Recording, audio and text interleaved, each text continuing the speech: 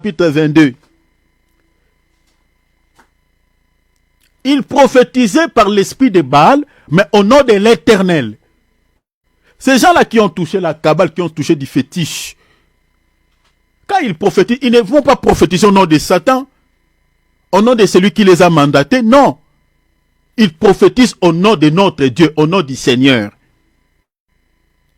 Mais comment pouvons-nous différencier les dons de la prophétie authentique ou les dons du Saint-Esprit authentique à leur contrefaçon spirituelle, à l'imitation de l'ennemi? Voilà les bases que je suis en train de nous donner. Prenons par exemple 1 Corinthiens chapitre 14, on nous parle de la prophétie. Regarde, la Bible dit, celui qui prophétise au contraire parle aux hommes. Regarde ce que la Bible dit. Les édifie, retenez. Donc c'est-à-dire une prophétie authentique qui vient de Dieu doit édifier. Je ne sais pas si vous avez vu ça, chers enfants de Dieu. Doit édifier. Et je vais vous expliquer ce que la Bible parle en termes de l'édification. Quand la Bible parle de l'édification, je vais vous donner des appuis bibliques ici. Ça veut dire quoi? La Bible dit, parle aux hommes, les édifie. Ça, c'est le premier élément. Deuxième élément, l'exhorte, les encourage. Ça, c'est deuxième élément. Troisième élément d'une prophétie authentique, la Bible dit, les console. Il a dit, une prophétie authentique qui vient de Dieu doit aussi consoler. Quand on parle de l'édification, c'est-à-dire cette prophétie-là doit construire, doit bâtir la foi. Ne doit pas renverser la foi d'une personne. Vous comprenez? Doit construire la foi. Je vous donne un exemple. Parce que regardez quand ces gens-là prophétisent, quand ils prophétisent, vous allez comprendre que ces prophéties-là ne viennent pas de Dieu. Pourquoi? Parce que la majorité des prophéties ou des limitations de l'ennemi ne constituent pas la foi. Vous savez, je vais vous expliquer ici les 4 ennemis de la foi que nous retrouvons dans la Bible. Dans la Bible, les 4 ennemis de la foi dont la Bible nous présente, d'abord un. Parmi ces ennemis, nous avons d'abord l'incrédulité, nous avons le doute, nous avons le découragement et puis nous avons la peur. Vous voyez? Ce sont les ennemis de la foi que nous retrouvons dans la Bible. Le doute, l'incrédulité, le découragement et puis la peur. Une prophétie qui vous communique la peur, ça renverse déjà votre foi. Une prophétie déjà qui ne vous pousse pas dans la présence de Dieu, c'est-à-dire cela ne vous édifie pas, ça renverse votre foi, ça ne bâtit pas votre foi. Est-ce que vous voyez ça? Donc c'est-à-dire quand on parle d'une prophétie qui édifie, une prophétie authentique doit édifier, quand la Bible dit cela, c'est-à-dire cette prophétie-là ne va pas vous communiquer la peur, ne va pas semer dans votre cœur l'incrédulité, ne va pas semer dans votre cœur le doute, ne va pas semer dans votre cœur le découragement, mais plutôt ça va vous encourager, ça va affermir votre foi, ça va édifier votre foi, ça va bâtir votre foi sur Jésus. C'est ça une prophétie authentique. Mais regardez tous ces gens-là qui prophétisent, souvent au nom de l'Éternel. Cher enfant de Dieu, souvent ces prophéties-là, ça ne pousse pas les enfants, les gens dans la présence de Dieu. Ça communique la peur. Ça communique, ça décourage. Il y a des gens qui vivent comme des païens, des chrétiens qui vivent comme des païens. Parce qu'on lui avait donné une prophétie qui n'a pas édifié sa foi, qui n'a pas bâti sa foi sur Christ. Prenons par exemple, quand on vous donne une prophétie, on vous dit que non, mon frère, ma soeur, je vois un esprit de mort dans ta vie. Cette année, ça ne finira pas, tu vas mourir. Mais si tu veux que ce problème-là soit éradiqué, tu dois donner une offrande. On te demande une offrande d'action de grâce, de l'argent, mais tu n'as pas même des sous. Déjà, cette prophétie, ça vous fait d'abord trembler les cœurs. Il n'y a pas de piste de solution. Retenez ceci. Une prophétie authentique, quand on dit édifie, c'est-à-dire cette prophétie-là, quand Dieu vous donne par exemple un message négatif, Dieu ne va pas se limiter de te dire par exemple tu vas mourir, mais il va te donner aussi des orientations pour que ce mal-là ne t'atteint pas. C'est comme ça une prophétie qui édifie. C'est-à-dire Dieu te donne des orientations. Je vous donne un exemple ici. Moi, mon deuxième enfant avait un petit souci par rapport à la santé. Nous sommes allés à l'hôpital, tout ça. Les médecins ont dit qu'il faut qu'il intervienne par la voie chirurgicale. Quand on a demandé des conseils à un autre médecin, il dit non, si on intervient par la voie chirurgicale, ça va encore compliquer la chose. Ça va compliquer la situation. Et moi et ma femme et mes enfants, nous nous sommes engagés dans la prière, dans le jeûne et prière. Pendant qu'on était en train de prier, le Seigneur va donner un message à mon fils aîné. Le message que Dieu a donné à mon premier enfant, il a donné des orientations. Le Seigneur a donné des directives. Quand je dis des directives ici, il a donné d'abord. Parce que quand Dieu donne un message, il donne des directives, c'est-à-dire il dit, pour ces choses-là, cette maladie-là, ce souci-là, regarde ce que vous allez faire. Je donne un exemple. Il dit, prends par exemple l'huile. Priez pour cette huile et vous allez appliquer cette huile sur son corps. Et puis ça va partir. C'est ça une prophétie qui édifie. Il dit, Dieu donne même un piste de solution. Ça construit la foi. Ça enlève directement la peur. Est-ce que vous, je ne sais pas si vous comprenez. Donc Dieu ne nous complique pas la vie. Il nous donne un message. Le message était négatif, mais le Seigneur nous donne une orientation, un piste, hein, pour pouvoir trouver la solution. La Bible dit l'exhorte, ça encourage, ça décourage pas. Même si le message est négatif, le Seigneur va donner, voilà, à la fin, il va donner des pistes et des solutions. Il dira peut-être à ma fille ou mon fils, n'aie pas peur, ne crains rien. Je suis avec toi, je combats à ta place. Directement, ça enlève la peur. Ça donne là, la personne va bénir Dieu, va prier. Elle va remercier le Seigneur. Parce que le Seigneur dit, je suis à ton côté. Même si tu vis mal, tu es dans les péchés.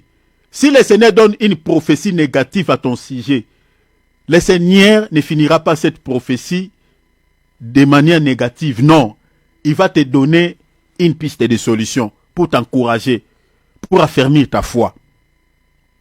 La Bible dit les console. Comme je viens de dire, vous êtes dans une situation très très compliquée. Vous n'avez pas de solution. Une prophétie sort, le Seigneur dit par rapport à cette situation, voilà la solution, faisons ceci, faisons cela, voilà moi l'Éternel j'ai agi, j'ai déjà résolu ce problème, donc voilà c'est fini. Directement on est consolé, parce que la solution est là. Dieu nous a donné la solution. Donc c'est-à-dire une prophétie authentique doit retenir, notez s'il vous plaît, doit posséder ces trois caractères que nous venons de lire. Doit édifier, doit exhorter, doit consoler. Mais vérifiez, chers enfants de Dieu, toutes les prophéties que vous entendez à gauche et à droite là, est-ce qu'elles possèdent ces trois caractères? Ça édifie le cœur des chrétiens ou ça renverse la foi? Est-ce que ça pousse les gens à prier Dieu? Ça exhorte, ça encourage? Regardez, je vous dirai quelque chose par rapport à ces faux prophètes. Quand ils prophétisent quelque chose de bien, c'est pour te pousser à la mort. Regardez, je vous donne un exemple dans la Bible. Vous savez, quand les prophètes de Baal prophétisaient au sujet d'Akab pour pouvoir aller à la guerre, ils prophétisaient, mes bien-aimés, voilà, de manière secrète, c'est-à-dire, Akab, l'Éternel est avec toi. Tu battras les Syriens. Voilà, comme un seul homme. Vous allez voir, il y a un prophète qui était un prophète renommé qui s'appelait Sédécia. Lui, il va faire même, il va poser des actes, voilà, il va faire des spectacles. Il va prendre une corde de fer. Il va se lier les pieds, lier ses mains. Et il va dire à Akab, je prophétise au nom de l'Éternel. Tu vois les cordes que je plaçais sur mon corps. C'est ainsi tu lieras le roi d'Assyrie et tu vas l'amener ici en Israël. Cher enfant de Dieu, tout ce que ce monsieur était en train de faire aux oreilles du roi Akab, c'était tellement succulent, c'était tellement sucré, c'était tellement bien.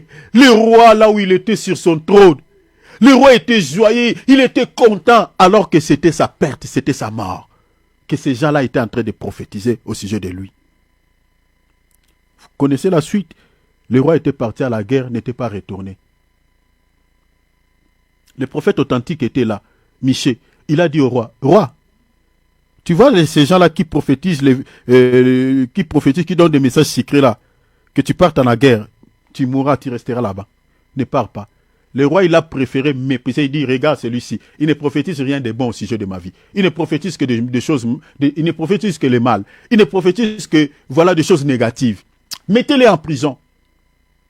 On a maltraité un vrai prophète. Le prophète Michel était en train de prophétiser, dit bien en sa faveur, dit, roi, ne partez pas, tu vas mourir en guerre.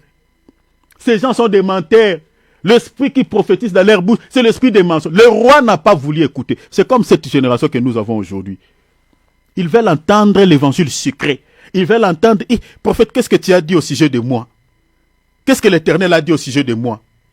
Vous allez entendre aussi de ces prophètes-là, vous allez entendre un prophète qui dit, est-ce que vous voulez que je prophétise? Dis-moi si vous voulez que je prophétise. Prophète, prophétise. Est-ce que quelqu'un peut... Attendez, j'arriverai là. Quand vous attendez un prophète qui vous demande s'il peut prophétiser, mais l'esprit qui l'anime là, ce n'est pas l'esprit de Dieu. Cher enfant de Dieu, retenez cela dans la Bible. Dans la Bible, aucun homme ne peut donner une prophétie parce qu'il veut prophétiser. Celui qui active ces dons en nous, les dons de la prophétie, tous ces dons-là, c'est le Saint-Esprit. C'est le Saint-Esprit. Attendez, je vous lirai ça tout à l'heure. Donc quand vous attendez ces prophètes-là qui demandent à ces ouailles, est-ce que vous voulez que je prophétise? Et vous allez voir ces aveugles spirituels, prophétise, prophète, et ils commencent à prophétiser. L'esprit là, ce n'est pas l'esprit de Dieu. Attendez, je vous donnerai des textes. Regardez ici le roi, je suis dans 1 roi 22, le roi est parti en guerre. Il est resté là-bas. Il a rejeté le message authentique d'un vrai prophète. Donc il s'est rendu compte que parmi tous ces prophètes-là, celui qui avait l'amour pour lui, celui qui l'aimait, c'était les prophètes-là qu'il avait maltraités. Mais il s'est rendu compte où? Dans l'au-delà, en enfer. Comme certains chrétiens qui se rappelleront de ces vidéos que nous sommes en train de faire là. Nous sommes en train de dire aux enfants de Dieu, le temps est proche. Nous sommes à la fin.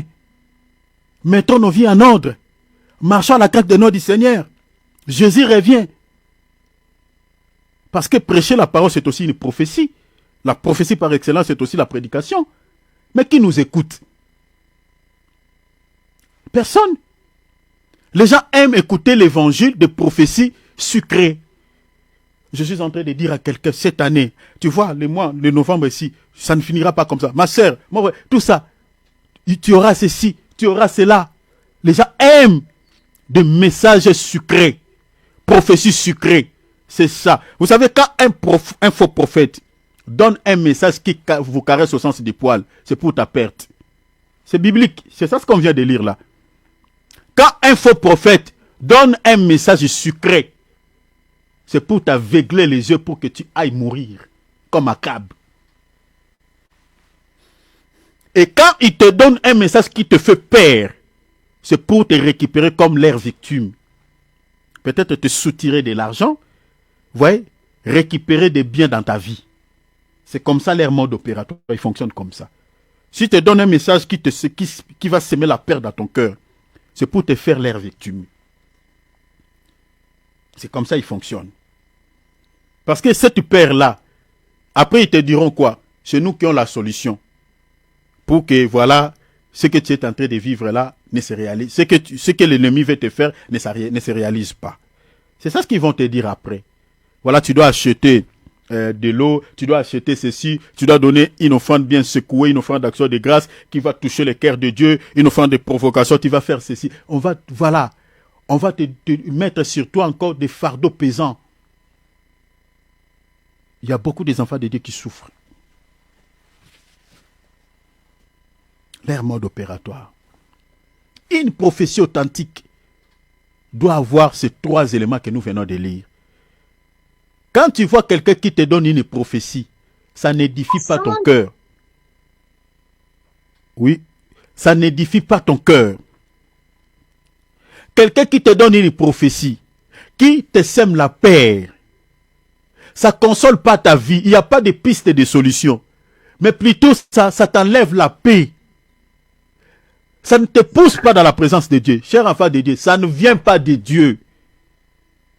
Je ne sais pas si vous me saisissez sur la fin. Ça ne vient pas de Dieu. On lit la Bible ici. Hein. On dit une prophétie authentique doit édifier, doit construire notre foi, doit nous pousser dans la présence de Dieu. Une prophétie authentique doit nous encourager, doit nous consoler. Regardez, je vais parler de l'édification.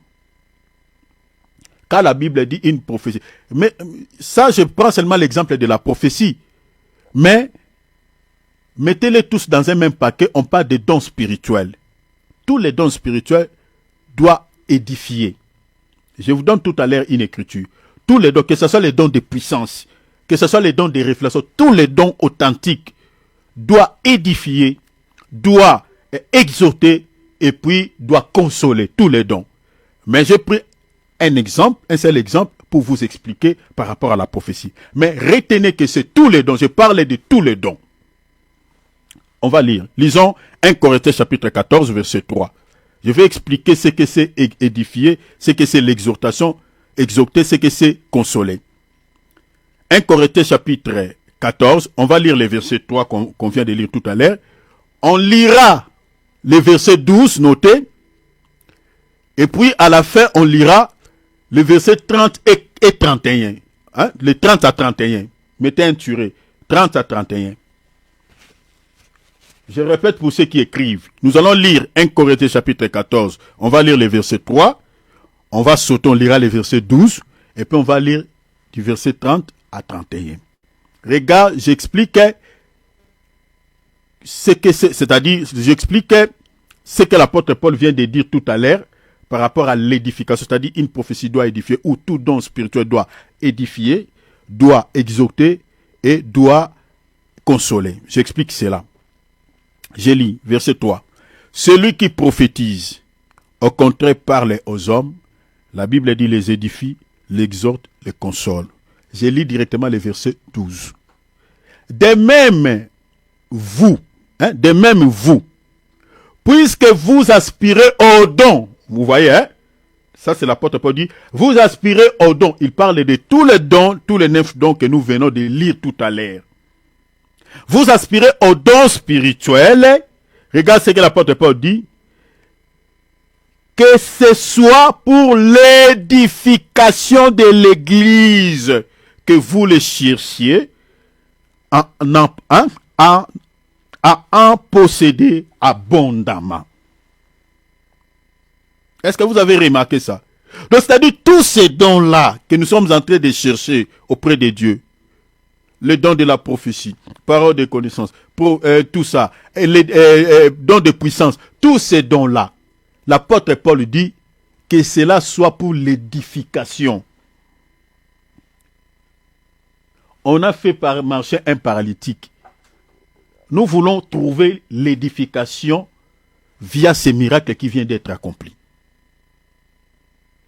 Nous avons une sœur, par exemple, un frère qui était malade, qui avait un cancer, qui avait ceci. On a prié, il est guéri. Nous voulons être édifiés par les miracles que Dieu vient d'accomplir. Je ne sais pas si vous êtes en train de me comprendre, mes frères et sœurs. Parce que l'apôtre Paul dit, tout don doit édifier. 1 Corinthiens chapitre 14, verset 12. Doit édifier, doit bâtir notre foi, doit nous instruire.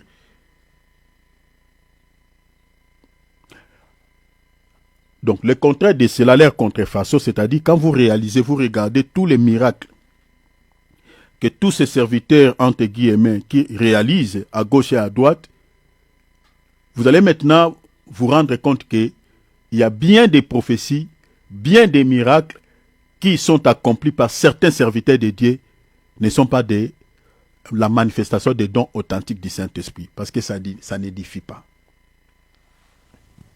Ça n'édifie pas. Je lis le verset 30. Et si un autre qui est assis a une révélation, quand on parle de la révélation, Rappelez-vous, on vient de lire tout à l'heure les 3 dons de révélation que nous retrouvons dans la Bible. Prophétie, parole de connaissance, discernement des esprits. On dit, si un autre qui est assis a une révélation, que le premier se taise. Vous avez tous le don de révélation, donc il faut respecter aussi l'ordre que Dieu a mis dans l'église. C'est-à-dire, quand l'un parle, lorsqu'il finit, l'autre peut parler. Maintenant, dans le verset 31, il dit ceci. Quand vous pouvez tous prophétiser successivement, afin que tous soient instruits. Est-ce que vous avez vu ça? C'est ça l'édification. Tous soient instruits, il ne s'arrête pas là, et puis il dit, et que tous soient exhortés. Est-ce que vous avez vu ça? Donc c'est-à-dire, les dons spirituels authentiques, selon ces écritures, doivent édifier, doivent exhorter, doivent consoler. C'est-à-dire, quand on voit dans une église un serviteur de Dieu qui est en train de manifester les dons de puissance ou les dons de révélation, c'est-à-dire pour que nous sachions que ces dons-là sont les dons authentiques, il faut que nous puissions voir à l'intérieur de ces dons ou dans ce qu'il est en train de manifester comme don du Saint-Esprit, ces 3 éléments que la Bible nous présente, l'édification, l'exhortation et puis la consolation. S'il n'y en a pas, c'est leur contrefaçon, c'est l'imitation de l'ennemi. Et la majorité de ce que nous sommes en train de voir, ça et là. Voilà, on a fait marcher un paralytique. Ah, voilà, il a prié pour un aveugle et il a recouvert la vie. Ah, voilà, tout ce que nous sommes en train de voir, surtout sur la toile, on ne retrouve même pas ces 3 éléments. Il n'y en a pas. Ça n'édifie pas. Ça n'encourage pas. Il n'y a pas l'exhortation dedans. Vous voyez que voilà, par exemple, quand je parle de l'exhortation, quand Dieu réalise un miracle dans la vie d'une sœur, quelle est l'exhortation que Dieu peut nous donner par rapport à ces miracles? C'est de pouvoir encourager ceux qui sont désespérés. Ceux qui ont peut-être les mêmes soucis que la sœur là qui vient d'être, ou le frère là qui vient d'être délivré. C'est ça l'exhortation. Si par exemple Dieu nous donne une prophétie qui nous concerne, nous les enfants de Dieu, ça doit nous encourager. Même si on se retrouve dans certains délits, certains péchés, le Père ne sera pas là pour nous dire que vous êtes dans le péché, mes enfants, vous irez en enfer si vous ne vous repentez pas. Non. Dieu ne parle pas comme ça. Quand Dieu donne une prophétie, même si la personne est sorcière, le Seigneur ne lui dira pas que voilà, toi tu es dans la sorcellerie, tu es sorcieux, tu iras en enfer avec ta... Non, Dieu ne parle pas comme ça.